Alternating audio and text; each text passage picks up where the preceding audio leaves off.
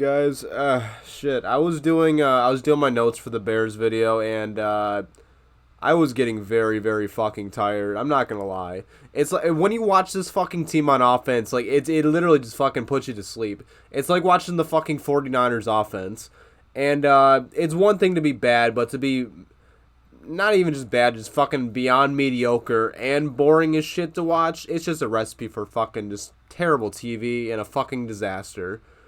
But that's just the history of the Chicago Bears. Damn near 40 years of bullshit and absolute fucking mediocrity. Let's talk about it.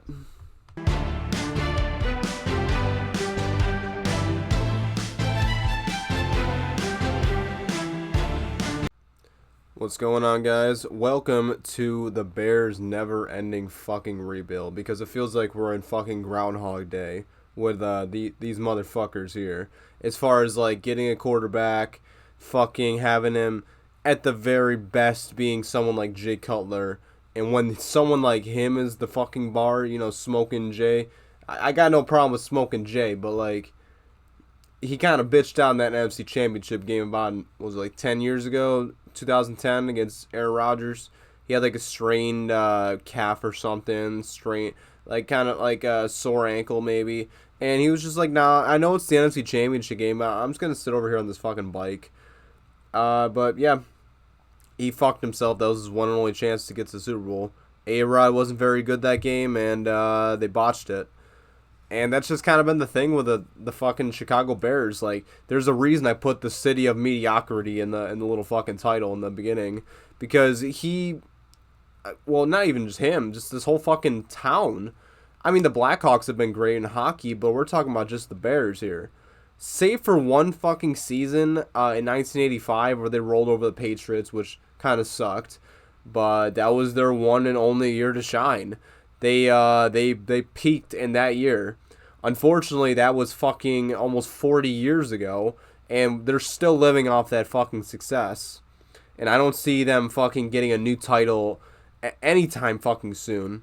Even with these fucking ideas I have to build the fucking team back up from where it was, I don't see them fucking winning a Super Bowl realistically, unless Justin Fields has like a fucking Patrick Mahomes level ascension or a Lamar Jackson type ascension. Like, I don't see it happening. The talent isn't there right now. They have pieces, but if you ask me, I feel like they should get rid of them, to be honest. Trade them, fucking build through the draft, build through free agency. Yeah, we'll get into all that. So first and foremost, I think Justin Fields is turning into a pretty decent quarterback. He's looking like the second best of the group. He's right there with Trevor Lawrence, who's starting to find his footing too in Jacksonville, surprisingly, with fucking Urban Meyer of all people. Obviously, Mac Jones being the best, because it's fucking Big Mac, dude. Like, come on. Yeah. Yeah, below them, obviously, it's fucking Trey Lance, and who's the other guy? Zach Wilson, that's right. I totally forgot about him because fucking Mike White is like totally just overshadowed him, like unbelievably so. But anyways, back to Justin Fields. He's it was not too much to look at really early on, but he's starting to find his footing. He's starting to run a little less. He's starting to believe in himself as a passer a little more, and that's what it really takes in this league to become like really fucking good, to be one of the best of your position, like, and it's gonna take a lot, and he's gonna have to develop if he wants to take the Bears anywhere besides maybe even the back door to the playoffs like last year with fucking Mr. Trubisky at 8-8. Do you want that to get fucking blown out by the 2 seed? I mean, I get it if you have like somewhat of a decent squad like the Washington football team was last year. And maybe you can go and have Tampa come to your fucking town, and maybe you could beat them because you're low-key good. The Bears are they're not low-key good. They're not even low-key bad. Like, it's obvious they're fucking bad. Everyone knows they're bad. And Justin Fields is, unfortunately, he's taking a beating because of it. He's playing okay, but protect him, build around him. He's your future. You just fucking picked him top 10 or top 11. Build around him. And On top of that, I believe it's time you trade Khalil Mack. He was pretty good for when you had him.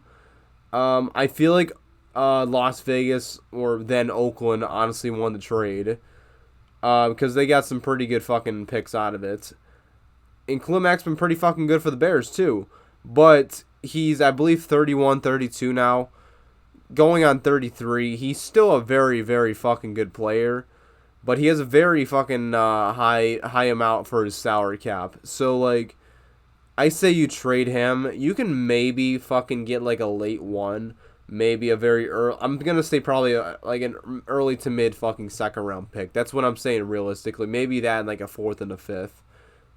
Easily can see that. You do that.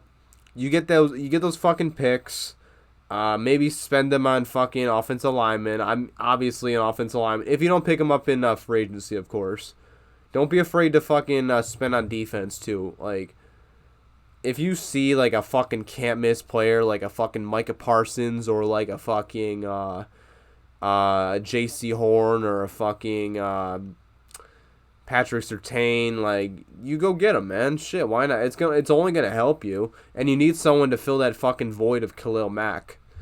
And next up, well, it's Allen Robinson, obviously. I love him as their wide receiver, but he's had a dip in production this year. I don't know if that's mainly because he just wanted out, because he didn't resign in the offseason. He got fucking slapped with the franchise tag, which... It kind of sucks for players, to be honest. But, I mean, it doesn't suck for them financially because they're still making, like, the top of their position. Like, I think he made, like, 15, maybe, like, 20 mil for, like, just 1 year. Because he just had to suffer in Chicago for 1 more year. I mean, he was well compensated. Don't worry about him. But I believe he wants out. You can tell by, like, his body language. Like, he just doesn't seem interested. And him and Justin Fields aren't clicking anyway. So you might as well just fucking cut bait with him. Franchise tag him again if you can. I don't know if that will like cause you like some kind of penalty if you do trade him. But if it does not, or you maybe just do like a sign and trade or something. I don't know how it works. If it works the same in the NFL as it does in the NBA, but do something like that. Maybe you could score a fucking third or a second. I don't know about a first at this point because you do it the year before. I can maybe see a first. Like that would make sense then. But he's coming off kind of a down year at this point. And his value is going to go down a little bit. This should be the opportunity for New England to fucking go in there and snatch him. This would be absolutely perfect for him and fucking Mac Jones. He would be the perfect complement to the New England offense. I hope this happens. It's good for both sides, honestly. Allen Robinson wants out, get something for him, and the Patriots could really fucking use a guy like that. So you do that. Build through the draft. At this point, you're probably going to get, if I had to guess, probably like inside the top 10, maybe like 7 or 8. And that's cool, man. Jesus, bro. Whew. It was that, what the fuck was that? It was that blueberry pie earlier, man. Just fucking snuck up on me. Oh, boy. Very simple, too. Just cut Khalil Mack. Obviously, first and foremost, fix up the offensive line if at all possible. Fucking trade Khalil Mack, trade Allen Robinson, get a fucking boatload of picks.